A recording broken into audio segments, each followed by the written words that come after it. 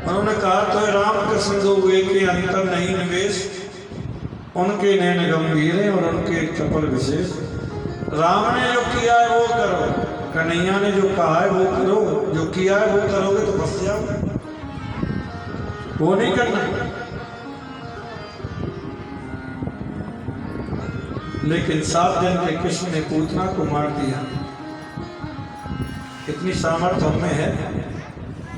6 महीने के कृष्ण ने शक्तासुर को मार दिया। पूरे ब्रजमंडल में आग लगी, दबा नहीं पी गई, वो हम नहीं कर सकते। कि काम विजया परीक्षा अनार्थम से रासलीला।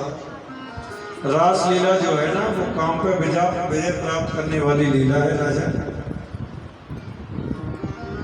कोई कहता है हम हलवा नहीं खाते, अरे भाई खाएगा कहाँ से, मिलता ही नहीं है। मिलने के बाद कहे कि हम नहीं खाते, है तो त्याग है। किसी ने कहा हम तो ब्रह्मचारी हैं, अरे भाई किसी ने लड़की दी नहीं, ब्याह किया नहीं, तो ब्रह्मचारी रहोगे। लड़की कोई दे रहा हो, विवाह कोई कर रहा हो, फिर तुम कहोगे हमने नहीं करना, फिर तो बात माने ब्रह्मचारी। चीज का अभाव होने पर हम कहें हम तो त्यागी हैं, अरे तुम त्यागी रहोगे, जब है ही तो त्यागी रहोगे और क्या होगा।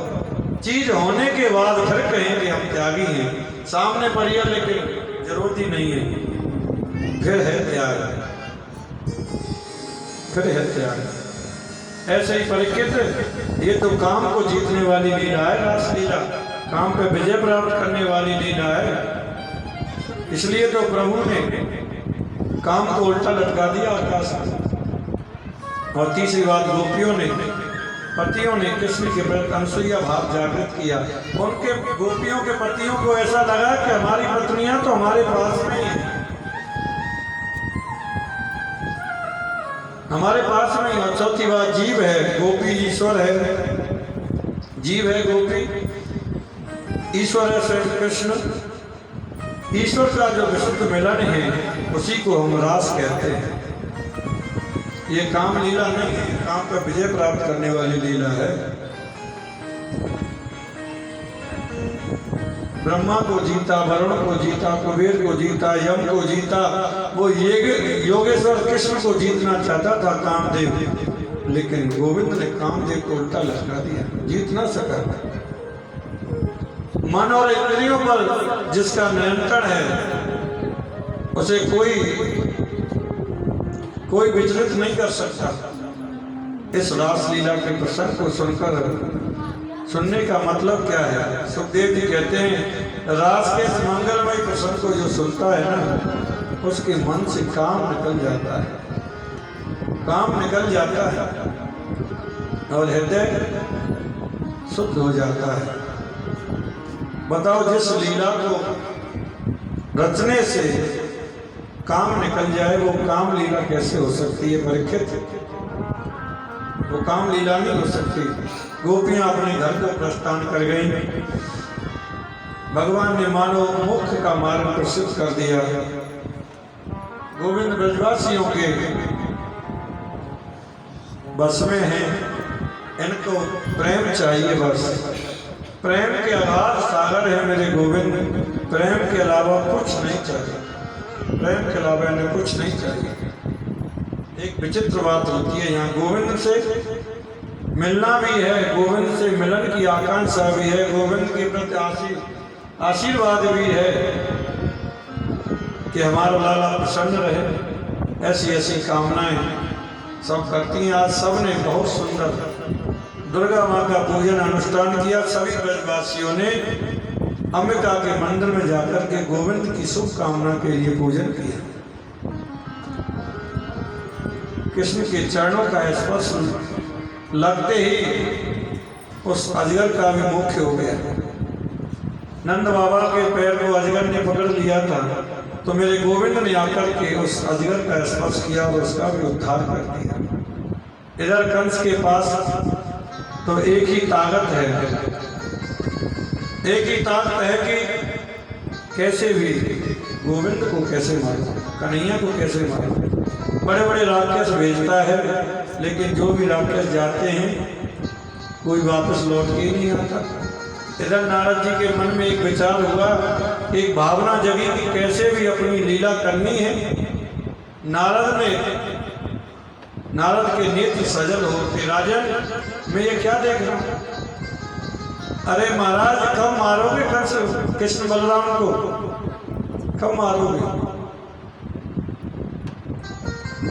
कंस कहता है महाराज मैं उसी चिंता में हूं, क्या करूं? संत नाज कहने लगे ऐसा करो, तुम्हारे पास शिव जी का धनुष है, उसका धनुष युद्ध करो, धनुष यज्ञ करो और उस धनुष यज्ञ में समस्त ब्रजवासियों को बुलाओ और कृष्ण बलराम को भी आमंत्रित करो और उनको बुलाओ, और वो जैसे ही यहाँ मेला देखने में लगे रहेंगे और धोखे से उन्हें मार दें। कंस कहता है लेकिन उन्हें लेकर के कौन आए, लेके कौन आए उनको? तो नारद जी कहते हैं अक्रूर जी को भेज दे। अक्रूर जी उनके चाचा लगते, उनको भेजो, वो लेकर के आएंगे। अक्रूर जी जब कृष्ण बलराम को लेने के लिए जाएंगे तो दोनों भाई मेला देखने में लगे रहेंगे और तुम धोखे से मार देना। कंस ने कहा ठीक है, आपका आशीर्वाद रहा तो बिल्कुल पूर्ण हो जाएगा। बोले मैं कुछ सुनना नहीं चाहता, परसों तो मैं आपकी विजयश्री देखना चाहता हूँ, परसों मैं आपकी विजयश्री देखना चाहता हूँ। और वहां से गोविंद सीधे पहुंचे वृंदावन। भगवान से कहने लगे महाराज भगवान कब करोगे दुष्ट कंस का उद्धार? भगवान ने कहा वहां क्या कह के आए हो, वहां क्या कह के आए हो कि उनको बुलाओ और यही मार देना धोखे से, और यहाँ कह रहे हो कब उसका करोगे उद्धार? नारद जी कहते हैं भगवान मैं तो वही करता हूँ जो सबका हित हो उसमें। वो आपको बुलाए या आप वहां जाएं, मरना तो कंस को ही है, मरना तो कंस को ही है। ठीक है, इधर अक्रूर जी बड़े भावमग्न हो रहे हैं और मथुरा से वृंदावन को चले, रथ पर सवार होकर के अक्रूर जी गोविंद की बाल लीलाओं का चिंतन करते हुए जा रहे हैं। जबकि मथुरा से वृंदावन जाने में तकरीबन 20-25 मिनट लगती हैं, लेकिन अक्रूर जी सुबह चले थे, शाम को वृंदावन पहुंचे। शुद्ध नहीं है, गोविंद की लीलाओं का चिंतन करते हुए रथ में बैठे हैं। घोड़े कभी चल देते हैं, कभी घास खाने लग जाते हैं, कभी चलते हैं, बस आराम से घोड़े अपने चल रहे हैं अपनी मस्ती में। सुबह से शाम हो गई। जैसे ही अक्रूर जी वृंदावन में पहुंचे, वृंदावन में पहुंचे तो मानो हवा की तरह बात फैल गई। मथुरा से कोई क्रूर ना अक्रूर आया है और कृष्ण बलराम को ले जाना चाहता है, कृष्ण बलराम को ले जाना चाहता है। माँ यशोदा, नंद बाबा आदि से उनकी चर्चा हुई। यशोदा मैया ने कहा मैं अपने लाला को कहीं नहीं भेजूंगी, मेरे प्राण ले लो लेकिन मैं अपने कन्हैया को नहीं भेज सकती। नंद बाबा ने बहुत समझाया, गोविंद ने भी कहा मैया हमें कबू कहीं ना जाने दे, सब जा रहे हैं मेला देखने के लिए, हमें भी जाने दे। बहुत आग्रह किया, बहुत समझाया, तो मैया राजी हुई। सारे ब्रज मंडल में आज समाचार फैला है, माँ यशोदा के नेत्रों से, आंखों से नींद उड़ गई। आज रात्रि भर बैठी रही महल में। कृष्ण के मित्र और बाबा पैदल प्रस्थान कर रहे हैं। आज रात्रि का समय था, मेरे गोविंद ने देखा पलंग पर मैया नहीं है। मैया को आवाज लगाई, मैया तू कहाँ है? मैया को आवाज लगाई, जाकर के देखा खम्भे से सिर लगाए हुए मैया खड़ी हुई है। मैया की गोद में बैठ कर के कन्हैया